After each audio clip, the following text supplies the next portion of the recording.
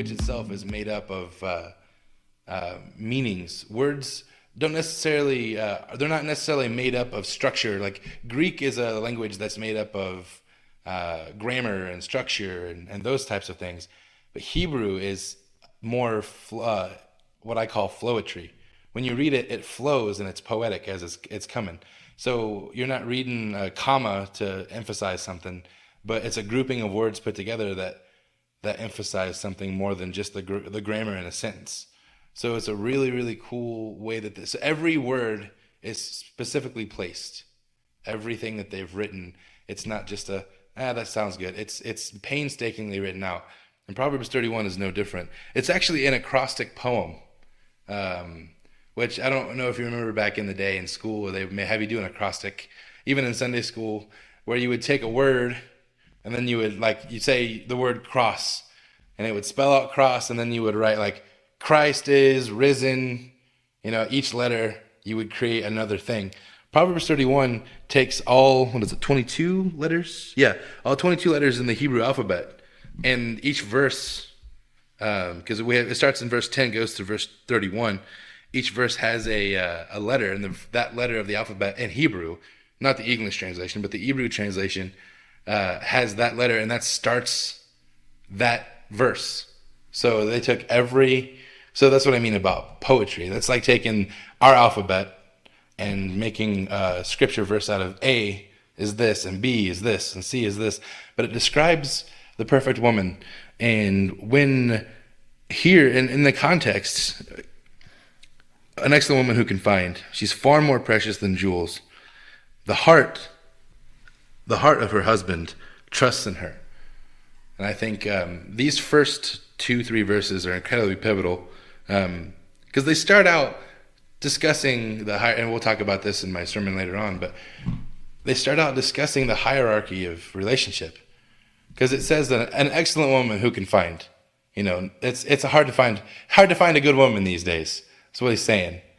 But an excellent woman, and you can later on it'll play to that, but what it means there is a woman who fears the Lord.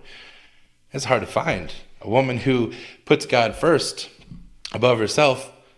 See, the hierarchy of marriage, her husband, well, he trusts her because she trusts the Lord. And that whole sentiment will echo into the New Testament. We'll learn about it a little bit later.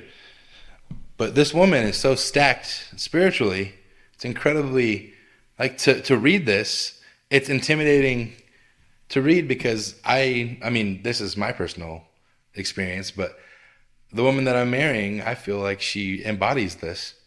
So to read this in print, it's like, yeah, that's exactly what I have for me.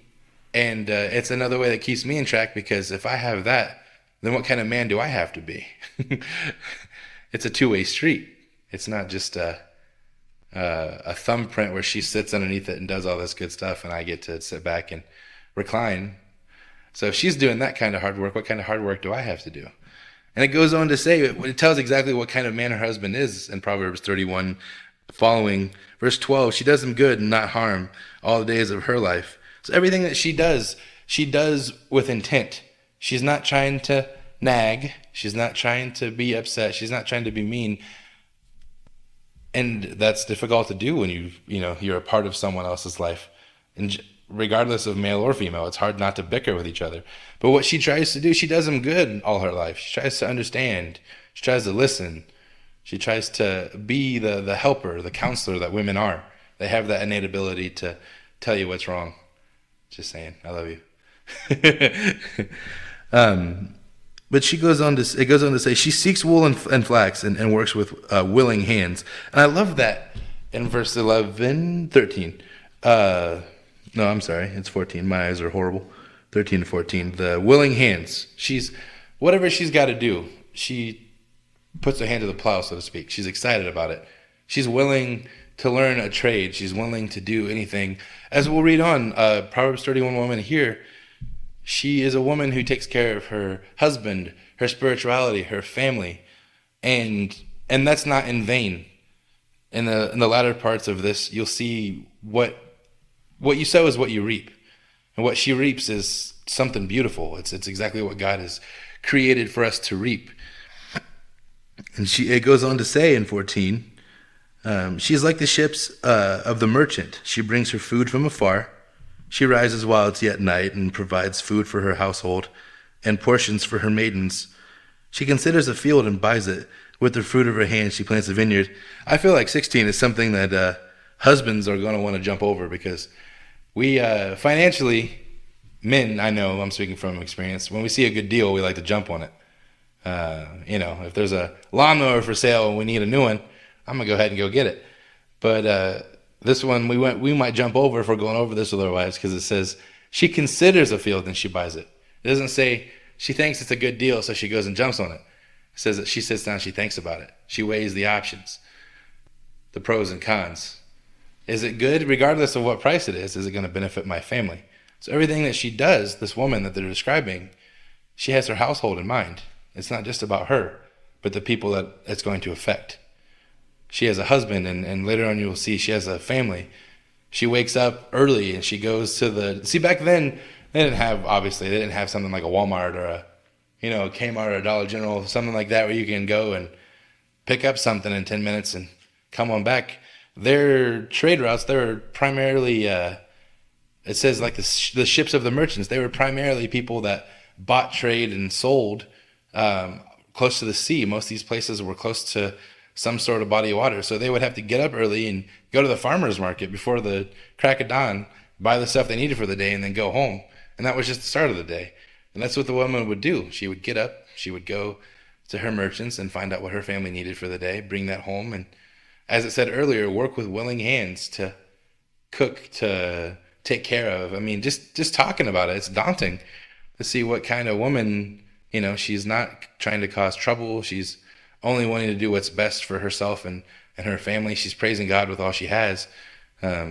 Regardless of man or woman, it's a pretty spiritual high ground to be a part of. I know if I'm reading this and like putting my own, like making myself transparent over top of this verse, just to see am I that kind of man that is, am I willing to get up at the crack of dawn to go do something that my family needs? Am I willing to work with willing hands to fix a leaky faucet or, something silly? But it all rings true. It's a good way to make you think.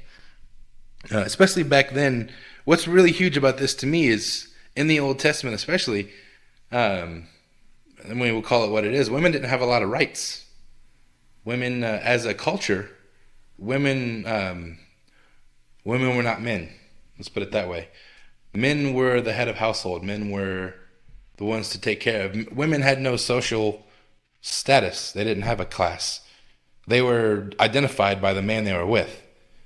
That's why in the Old Testament you have things like a Levirate marriage, where a man is married to a woman, and it's an agreement that if he passes away, that his brother would step up and take care of his wife as his own, because she would have no way to take care of herself.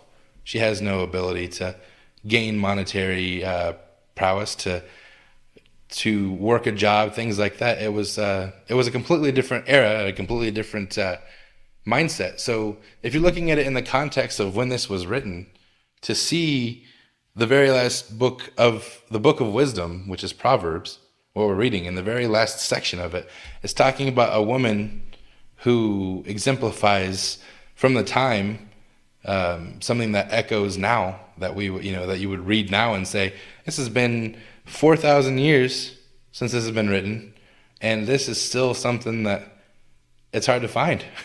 Even now, where women have all the availabilities to be who they need to be and who they want to be, are able to make their own incomes and able to take care of themselves, it's still difficult to find that type of person.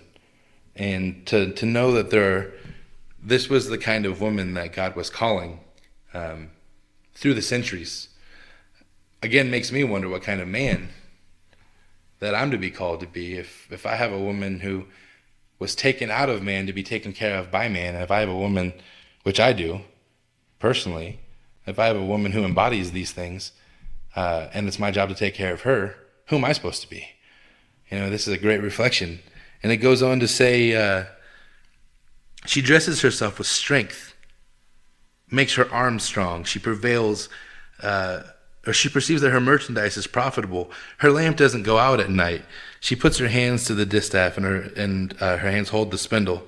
So she's working hard. She's working late nights. She's making clothes. She's making sure the things that she's able to be a part of, and the things that she is able to sell to the merchants, that they're worth something. That it's not just throwing something together real quick just to make a buck. She's putting love and intent into everything that she does.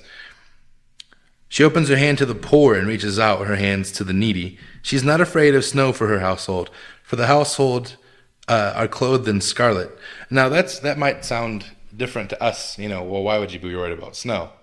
Back then, their houses were made of nothing but mud, sticks, and prayers.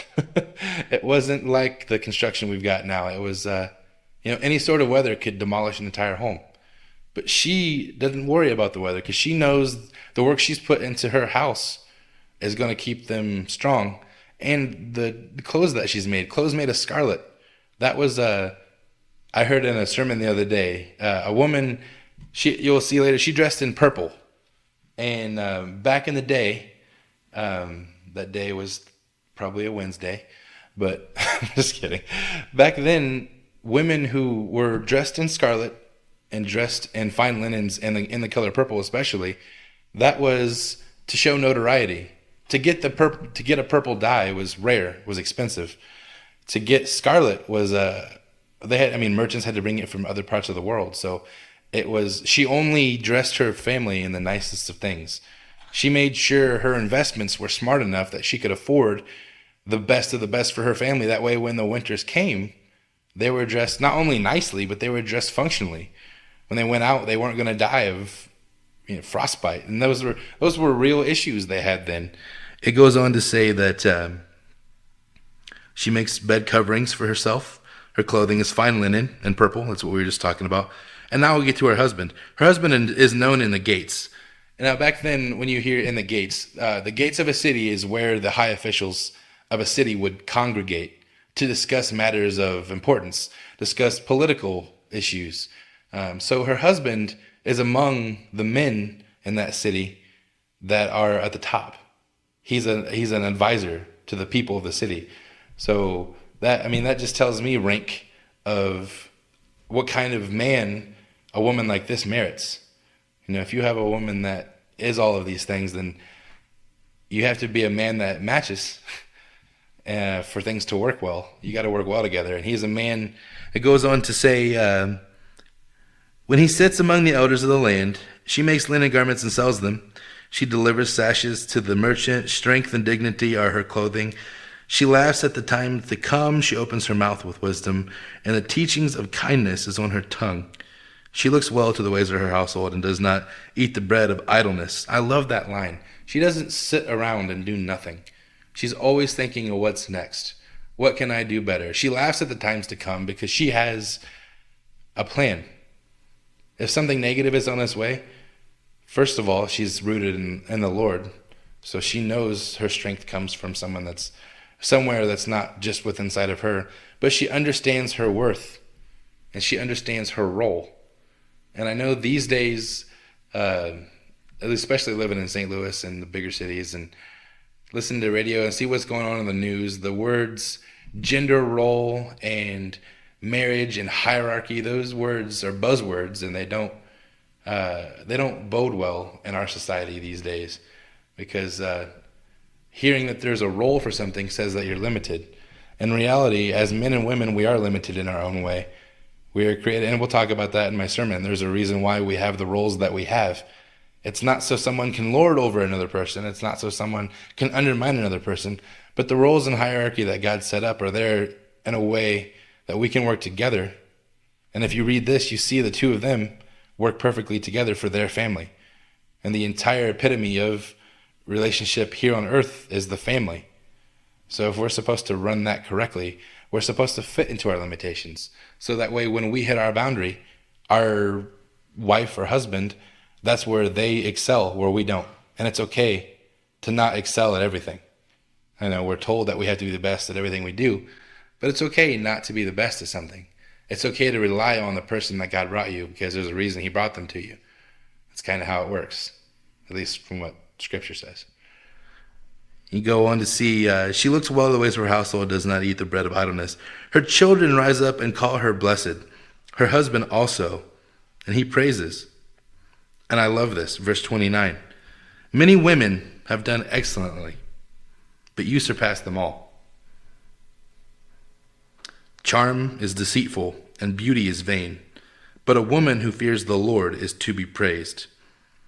Give her of the fruit of her hands, and let her words praise her. Let her words praise her in the gates. I love where it says, just at the end there, the most important part to me is her children rise up. They wake up in the morning and they call her Blessed Mother, basically is what it's saying. They trust, they respect, they love their mom.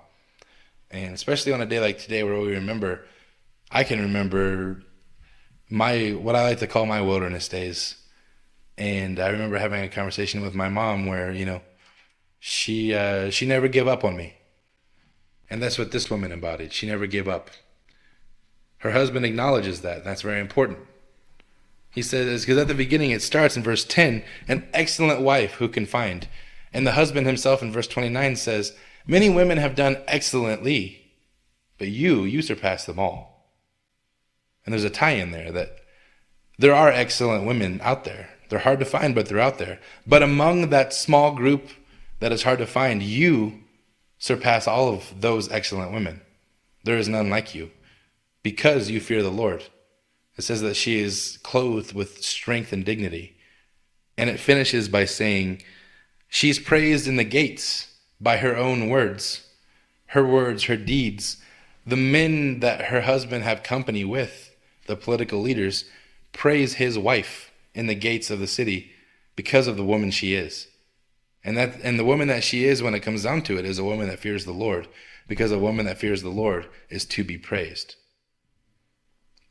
And that's basically the context of Proverbs 31, 10 through 31. I've hit it about 30 minutes. If you guys want to discuss it for a little bit, I don't know how you do between 10 and 10:30. If you guys talk and hang out, but if you want to discuss it,